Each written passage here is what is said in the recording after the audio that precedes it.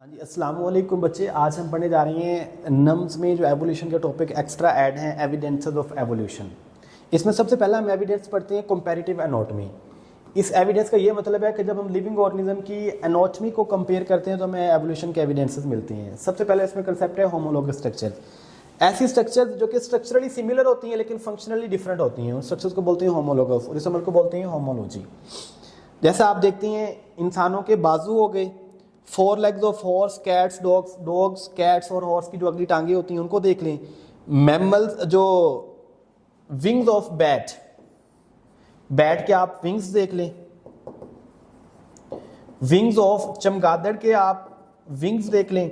And flipper of seals, और जो दरियाई घोड़ा, समुद्री घोड़ा, जो उसके जो फ्लिपर होते हैं वो देख लें। इन सब में सेम नंबर ऑफ बोन्स होंगी, सेम नंबर ऑफ मसल्स होंगे, सेम नंबर ऑफ नर्व्स होंगी और same number of blood vessels होंगे। तमाम की सिमिलर स्ट्रक्चर है लेकिन तमाम के फंक्शन डिफरेंट हैं। जैसे कि फ्लिपर ऑफ सील स्विमिंग में काम आता है, विंग्स ऑफ बैट फ्लाइंग में काम आती हैं, 4 legs ऑफ हॉर्स रनिंग में काम आती हैं। तो बच्चे इस तरह की स्ट्रक्चर को बोलते हैं होमोलॉगस। इन स्ट्रक्चर्स की जब हम स्ट्रक्चर की स्टडी करते हैं ना तो हमें पता चलता है कि evolve from same common ancestor. ये कहां से इवॉल्व हुए हैं? सेम एंसेस्टर से, लेकिन ना इन्वायरमेंट की वजह से ये डाइवर्ज हो गए हैं। मतलब कि सील्स को ऐसा इन्वायरमेंट मिला जहां पर उनको स्विमिंग करना पड़ी, बैट्स को ऐसा इन्वायरमेंट मिला जहां पर उनको फ्लाई करना पड़ा और इनको ऐसा इन्वायरमेंट मिला जहां पर उनको रनिंग करना पड़ता। तो इस तरह की स्ट्रक्चर जो कि स्ट्रक्चरली सिमिलर होती हैं, फंक्शनली डिफरेंट होती हैं, उनको होमोलॉगस बोलते हैं। जब हम इन स्ट्रक्चर्स की स्टडी करते हैं तो हमें पता चलता है evolve from same common ancestor, लेकिन इन्वायरमेंट की वजह से वो डाइवर्ज हो चुके हैं, तो इसको बोलते हैं डाइवर्जेंट एवोल्यूशन। नेक्स्ट होती है analogous. Structurally different, functionally similar. इनकी स्ट्रक्चर डिफरेंट होती है, फंक्शनली सेम होती है। तो इनको देखकर लगता है कि इवॉल्व फ्रॉम डिफरेंट एंसेस्टर, ये डिफरेंट एंसेस्टर से आए हैं क्योंकि ये स्ट्रक्चरली सिमिलर है, लेकिन इन्वायरमेंट ने ना सेम इन्वायरमेंट इनको कन्वर्ज कर दिया, तो ये कन्वर्जेंट एवोल्यूशन शो करते हैं।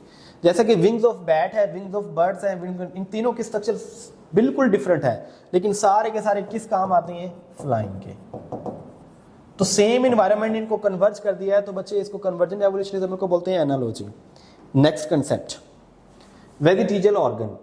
ऐसी स्ट्रक्चर जो कि हमारे एंसेस्टर के अंदर फंक्शनल थी लेकिन अब हमारे अंदर स्ट्रक्चरली तो प्रेजेंट है लेकिन फंक्शनली एब्सेंट है, उनको बोलते हैं वेजिटेटिवल ऑर्गन्स। जैसे कि मोलर टीथ होते हैं, विजडम टूथ, आखिरी जो 3 दांत होते हैं हमारे अंदर। कहा जाता है कि जी हमारे जो फोर फादर थे वो जंगलों में रहते थे, सख्त गोश्त, पत्ते खाते थे, सख्त चीजें खाते थे, उनकी ग्राइंडिंग मैस्टिकेशन के लिए उनके अंदर विजडम टूथ बड़े डिवेल्प होते थे। आजकल हमारे अंदर लेस डिवेल्प हैं, इनके होने से या ना होने से कोई फर्क नहीं पड़ता, इनको निकलवा देते हैं जब दर्द होता है। हमारे अकल दाढ़ जिसको बोलते हैं, अपेंडिक्स। कहा जाता है हमारे जो एंसेस्टर थे जंगलों में रहते थे, सख्त गोश्त खाते थे, उनकी डाइजेशन के लिए अपेंडिक्स में एंजाइम्स होते थे। आजकल तो हम बड़ी टेस्टी और सॉफ्ट फूड खाते हैं तो अपेंडिक्स का फंक्शन क्या हो चुका है? रिड्यूस्ड। ईयर मसल, कानों के मसल, कुछ लोग अपने कानों को आज भी हिला लेते हैं। हमारे कानों के अंदर मसल है लेकिन वो इनएक्टिव है, हम अपने कानों को नहीं हिला लेते। गधे देखते हैं ना आप, गधा देखती हैं, घोड़ा देखते हैं, वो अपने कानों को हिला रहा होता है, उनके अंदर ईयर मसल्स एक्टिव होते हैं। आज भी कुछ लड़के हिला लेते हैं लेकिन वो गधे नहीं हैं। Legs of snake. कहा जाता है कि पहले सांपों की टांगे होती थी, जब वो चलते थे ना तो उनके ऊपर जो अटैक करते थे वो उनकी आवाज़ों को सुन लेते थे और उनके ऊपर अटैक कर देते थे। सांप इस चीज़ से बड़े परेशान थे, उन्होंने डिसाइड किया कि हम टांगे उठाकर चलेंगे और बिलों के अंदर छुप जाते थे। तो जब वो टांगे उठाकर पेट के बल चलते थे और बिलों में छुप जाते थे तो उन्होंने अपने लेग्स को बहुत कम इस्तेमाल किया, वो रिड्यूस हो गई। आज भी हम लेग्स का, स्नेक का स्केलेटन काट कर देखते हैं, उसमें से टांगे नजर आती हैं।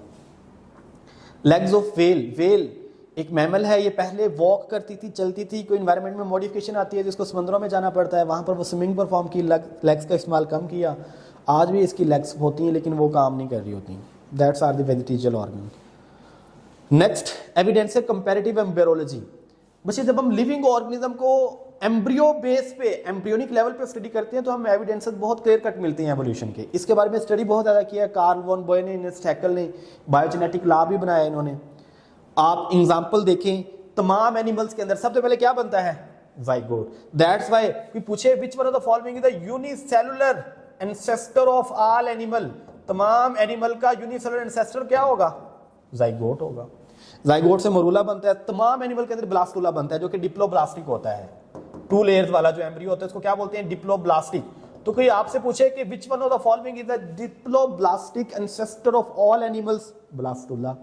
उसके बाद बच्चे डेफ रूल आपको पता है तमाम एनिमल में ट्रिप्लोब्लास्टिक हर हाल में बनता है, क्योंकि आपसे पूछे which one of the following is the triploblastic ancestor of animal deaf rule.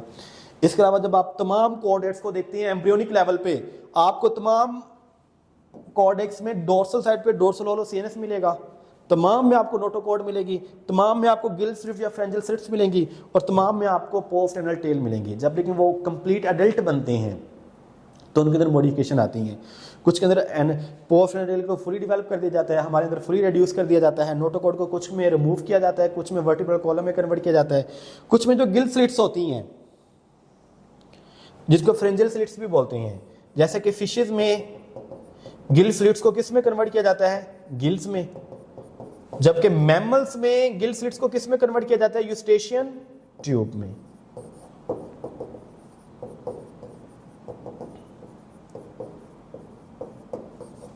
तो मुझे बड़ी हैरानगी वाली बात होती है कि तमाम फाइलम कोऑर्डिनेट्स को जब एम्ब्रियोनिक लेवल पे देखते हैं ये सारी चीज़ें लाजमी होंगी उनके अंदर, तो पता चलता है ना कि तमाम coordinates evolve from same common ancestor. Next बच्चे इन्होंने एक स्टेटमेंट भी बोली थी, इनलिफ Haeckel and Karl von Baer ने, ओंटोजेनी रिकैपिचुलेट फाइलोजेनी। स्टेटमेंट का मतलब क्या होता है? ओंटोजेनी बोलते हैं एम्ब्रियोनिक डेवलपमेंट को। ये जो एम्ब्रियोनिक डेवलपमेंट वाला काम होता है ना इसको बोलते हैं ओंटोजेनी। रिकैप रिव्यू करना, आप ड्रामा देखते हैं ना उसमें रिकैप रिव्यू। फाइलोजेनी शजरा नसब को बोलते हैं, अबाओ अजदाद को बोलते हैं। इस लाइन का ये मतलब है लिविंग ऑर्गेनिज्म अपनी एम्ब्रियोनिक डेवलपमेंट के दौरान अपने अबाओ अजदाद को रिकैप रिव्यू रिमाइंड करते हैं। मतलब कि जब हमारे अंदर एम्ब्रियो बनकर जा रहा, जब हम एम्ब्रियोनिक स्टेज पे होते हैं तो वही स्टेज हमारे फोर फादर में भी आई थी। इस लाइन का ये मतलब होता है कि एम्ब्रियोनिक डेवलपमेंट के दौरान लिविंग ऑर्गेनिज्म अपने अबाओ अजदाद को रिकैप रिव्यू करते हैं। That's it. नेक्स्ट है मोलिकुलर बायोलॉजी या बायोकेमिस्ट्री से बहुत ज्यादा एविडेंस मिलते हैं। आप देखें तमाम लिविंग ऑर्गेनिज्म के पास डीएनए और आरएनए होता है, तमाम के पास, और सेम न्यूक्लियोटाइड का बना होता है। आप देखते हैं कि तमाम living organism same mechanism use करते हैं ट्रांसलेशन के लिए, ट्रांसक्रिप्शन के लिए, रेप्लिकेशन के लिए। आप देखते हैं तमाम living organism same energy currency ATP इस्तेमाल करते हैं। आप देखते हैं कि तमाम living organism same 64 genetic code इस्तेमाल करते हैं ट्रांसलेशन में, ट्रांसक्रिप्शन में।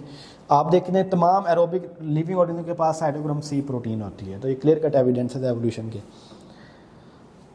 Fossil palaeontology, study of fossil. Most of the fossil are found in sedimentary rocks. Oldest known fossil किसके हैं? प्रोकैरियोट्स के, 3.5 बिलियन ईयर्स ओल्ड। बच्चे आपको पता है विच one of the following is the strongest evidences of evolution? Fossil, क्योंकि बच्चे हम इनको विजुअलाइज कर सकते हैं, देख सकते हैं। फॉसिल आपको इंप्रेशन, निशानात की फॉर्म में, जैसे मेरा हैंड एक लिविंग ऑर्गेनिज्म है, इसकी डेथ हो गई है, ये जमीन के ऊपर गिरा है, तो जिस शेप का ये है उसी शेप, वही वाली शेप जमीन के ऊपर बनेगी। ये वक्त के साथ साथ डिग्रेड खत्म भी हो जाए ना, लेकिन इसकी जो शेप जैसा निशान है वो जमीन के ऊपर रहेगा, तो उस निशान को भी फॉसिल बोलेंगे। इंप्रेशन, रेजिन्स, एक दरख्तों के नीचे कोई माइक्रो ऑर्गेनिज्म एग्जिस्ट कर रहा है या कोई इंसेक्ट्स हैं, दरख्त के ऊपर से रेजिन का ड्रॉप गिरता है तो इंसेक्ट उसके अंदर फंस जाता है। तो बच्चे जब तक रेजिन रहेगा तब तक वो लिविंग ऑर्गेनिज्म उसके अंदर रहेगा, तो रेजिन की फॉर्म में भी फॉसिल मिल सकता है, वरना बॉडी पार्ट्स बोन की फॉर्म में तो आपको मिलते ही हैं फॉसिल। बच्चे फॉसिल की स्टडी से अब आप एक पढ़ते हैं एवोल्यूशन का पैटर्न के फिशेस एम्फीबियन से रेप्टाइल, रेप्टाइल से एव्स और मैमल इवॉल्व हुए हैं। ये आप पढ़ते तो हैं लेकिन आपको इसको रीजन नहीं पता कि ये कैसे आपको पता चला है कि फिशेस एम्फीबियन। एक्चुअल में जब हम फॉसिल्स देखते हैं ना, तो फिशेस के जो फॉसिल्स हैं वो हमें फॉल डस्ट मिलते हैं। सबसे जो पुराने फॉसिल हमें मिलते हैं फिशेस के, और वो बिल्कुल सिंपल होते हैं। एम्फीबियन के जो फॉसिल्स हैं वो हमें सिंपलर मिलते हैं और फिशेस के बाद मिलते हैं। रेप्टाइल्स के हमें सिंपल फॉसिल मिलते हैं लेकिन ओल्ड मिलते हैं, और एव्स एंड मैमल्स के कम्प्लेक्स मिलते हैं और न्यू वंस मिलते हैं।